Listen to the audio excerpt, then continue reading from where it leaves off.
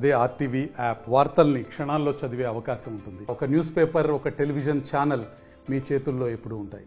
తెలంగాణ రాష్ట్ర ప్రభుత్వము ప్రతి ఇంటింటికి సర్వే చేయాలని నిర్దేశించినప్పటికీ ప్రతిష్టాత్మకంగా స్థానిక సంస్థల ఎన్నికలను దృష్టిలో పెట్టుకొని కుల, ఆర్థిక, రాజకీయ, సామాజిక, విద్యా అంశాలను పరిగణలోకి తీసుకొని సమగ్ర కుటుంబ కుల గణన సర్వే నిర్వహిస్తుంది. మూడు రోజుల పాటు ఇంటింటికి స్టిక్కర్లు అంటేశారు. ముందుగా ఈ స్టిక్కర్లు అంటించిన తర్వాత ఈ రోజుకు 4వ రోజు ఇంటింటికి వెళ్ళి సర్వే నిర్వహిస్తున్నారు. ఆ సర్వేలో భాగంగా పూర్తిగా తెలంగాణ రాష్ట్ర ప్రభుత్వం నిర్దేశించిన ప్రకారం మనం జక్రాన్పల్లి మండల కేంద్రంలో ఉన్నాం. మండల కేంద్రంలో ప్రధాన ఈ మేజర్ గ్రామం ఇది. ఈ మేజర్ గ్రామం ఉన్న వార్డ్ నెంబర్ 9లో ఉన్నాం.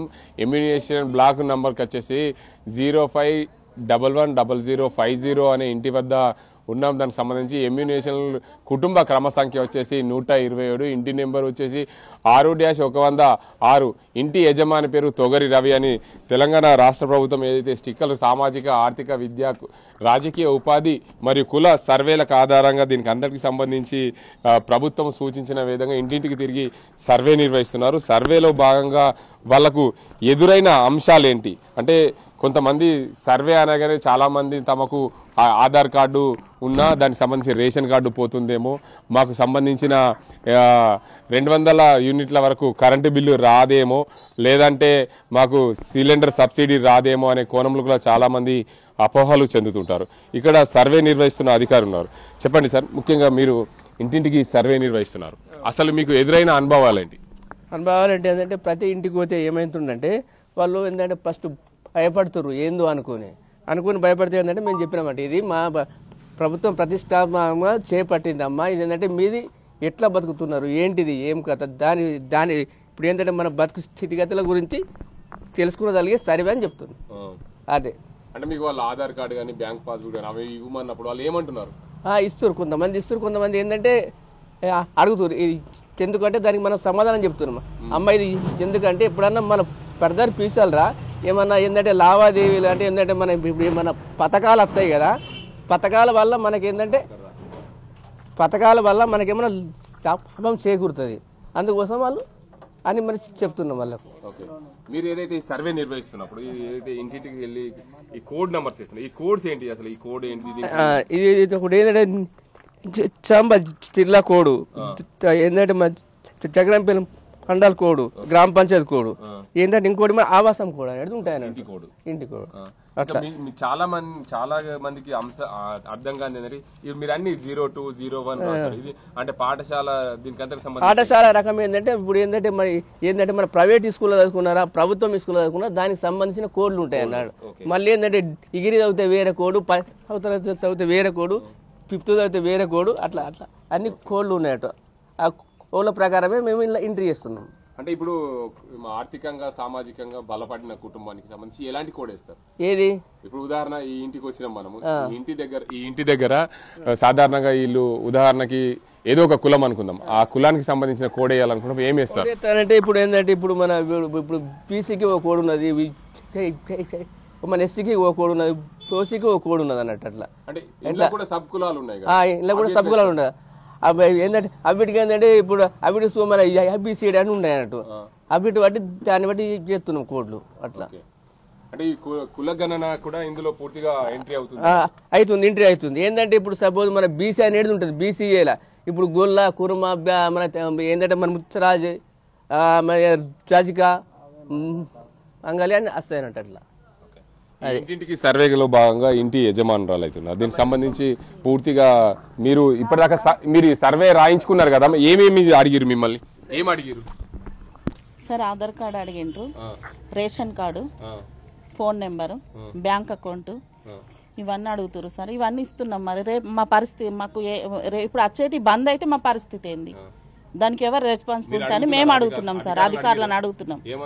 మరి మాకు ఎవరు రెస్పాన్సిబిలిటీ, అట్లాంటి ఏం జరగాయమ్మా, ఫ్యూచర్ ప్లాన్ కోసమే ఇవన్నీ తీసుకుంటున్నామని అంటున్నారు.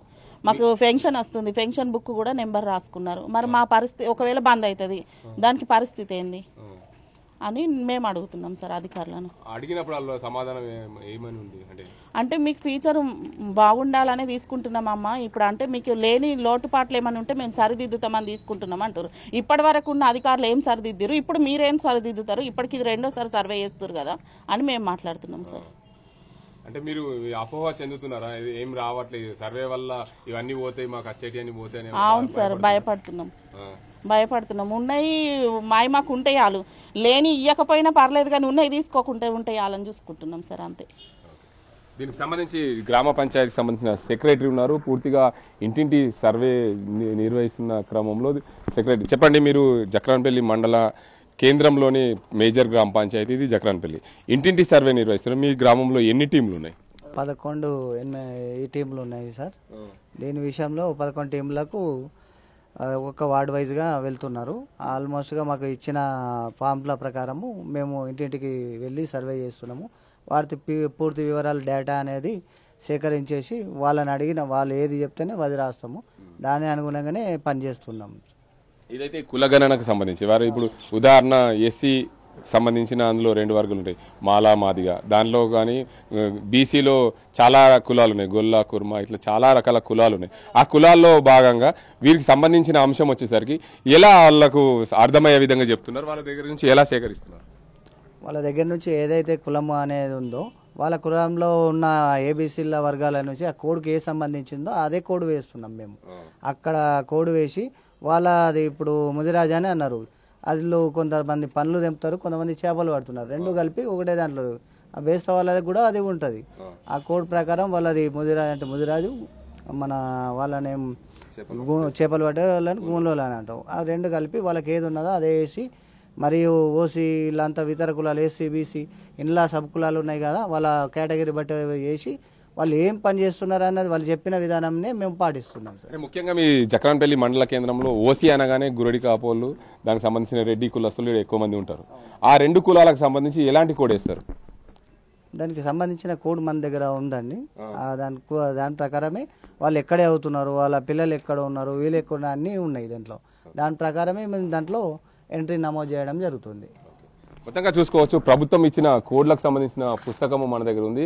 సామాజిక ఆర్థిక ఉపాధి రాజకీయ కుల సర్వే సమగ్ర ఇంటింటి కుటుంబ సర్వే అని ఎమ్యునేటర్కు సంబంధించిన మార్గదర్శకాలు ప్రణాళిక శాఖ అని తెలంగాణ రాష్ట్ర ప్రభుత్వము, తెలంగాణ ముఖ్యమంత్రి, తెలంగాణ ఉప ముఖ్యమంత్రి బట్టి విక్రమార్కలు, రేవంత్ రెడ్డిలు పూర్తిగా దీని మీద బొమ్మ మీద వేసిన పరిస్థితి. దీనికి సంబంధించి ప్రభుత్వ ఉత్తర్వులకు సంబంధించి కులాలకు సంబంధించిన జాబితా అనుబంధం, ఏలో ఎస్సీ కుల జాబితా, బిలో ఎస్టీ కుల జాబితా, సిలో బీసీ కులాల జాబితా, డిలో ఓసీ కులాల జాబితా ఉంటుంది. ఇట్లా కులాలకు సంబంధించిన జాబితాలు పూర్తిగా వాళ్ళు పొందుపరిచారు. దీంట్లో మనం చూసుకుంటే ముఖ్యంగా ప్రతి ఇంటికి సంబంధించి కులాలకు సంబంధించిన అంశాలను పరిగణలోకి తీసుకున్నప్పుడు వారు ఏదైతే కులం వచ్చినప్పుడు దాని కులానికి సంబంధించిన గత 5 సంవత్సరాల్లో ప్రభుత్వం నుండి పొందిన పథకాల పేర్లు ఏదైనా ఉంటే తెలియజేయాలి. ముఖ్యంగా 3 పథకాలు తీసుకుంటామని చెప్పి ప్రభుత్వం తీసుకుంది. అందులో ఏదైతే ఏ పథకం పొందలేదు అనే వారికి కూడా కోడ్ వచ్చేసి 01 వేస్తారు. కళ్యాణ లక్ష్మి, షాదీ ముబారక్ లాంటి పథకాలు పొందిన వారికి 02 అనే కోడ్ వేస్తారు.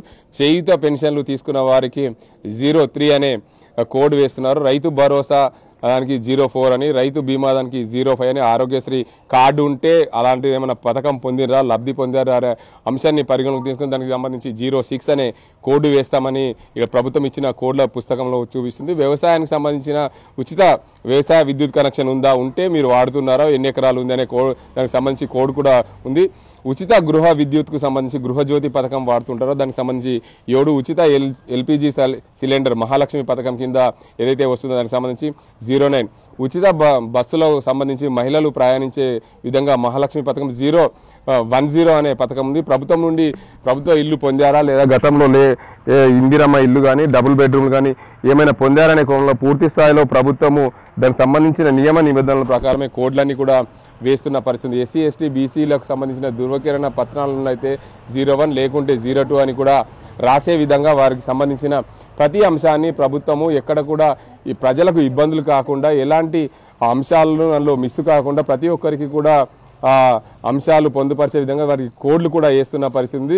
ఏదైతే కుటుంబం నుండి ఎవరైనా వలస వెళ్ళినట్లయితే 01, ఇతర దేశాల్లో వలస వెళ్ళినట్లయితే 203, ఇట్లా యూకే యుఎస్ దేశాల లాంటి ప్రాంతాల్లో వారు చదువుతున్నారనే కోణంలో కూడా ఉంటే దీనికి అంతకు సంబంధించిన కోడ్ల ఆధారంగా ప్రభుత్వము పూర్తి స్థాయిలో నియమ నిబంధనల ప్రకారమే సర్వే ఇంటింటి సర్వే నిర్వహిస్తున్నారు. ఇప్పటికీ నేటికి 4వ రోజు ఇంటింటి సర్వే జరుగుతుంది. అందులో భాగంగానే చూసుకోవచ్చు పూర్తిగా తెలంగాణ ప్రభుత్వము ప్రతిష్టాత్మకంగా తీసుకున్న రేవంత్ రెడ్డి నిర్ణయం మేరకు ప్రతి ఒక్క ప్రజలకు ఇబ్బందులు కలగకుండా ఇంటింటికి సర్వే నిర్వహించే విధంగా అధికారులు ఎమ్యూనేటర్లు పూర్తి స్థాయిలో ఇంటింటికి వెళ్లి సర్వే రాస్తారు. అక్కడ కొన్ని ఎదురైన అనుభవాలు ఏంటంటే అధికారులకు మేము ఇస్తే మా పథకాలు ఎక్కడ పోతాయో అని వాళ్ళు ఆందోళన చెందుతున్న పరిస్థితి. వారికి సర్ది చెప్పి వారికి ఈ సర్వే ఆధారంగా ఏదైతే ఈ సర్వే చేస్తున్నామో మీకు ఎలాంటి పథకం ఉంది, ఎలాంటి పథకం లేదు, ఒకవేళ లేకుంటే మీకు వచ్చే విధంగా ఉంటుంది, ఉంటే ఆ పథకాన్ని అదే విధంగా కొనసాగించే దిశగా ఉంటుందని చెప్పి అధికారులు కూడా వారికి సర్ది చెప్తున్నారు. కానీ ఇంటింటికి వెళ్ళి సర్వే నిర్వహించినప్పుడు